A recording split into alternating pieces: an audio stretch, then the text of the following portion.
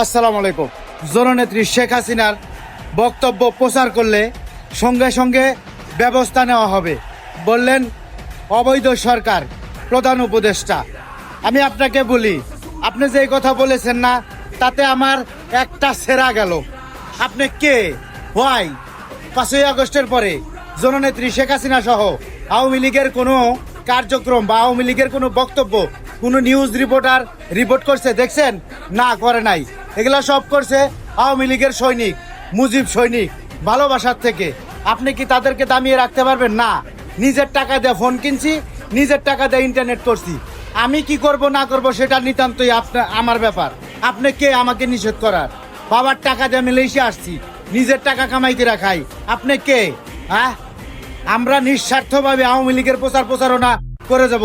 পারলে আপনি ঠেকায়েন, আর যদি না পারেন আপনার সময় মতো একদম বইরে দেওয়া হবে। ধন্যবাদ।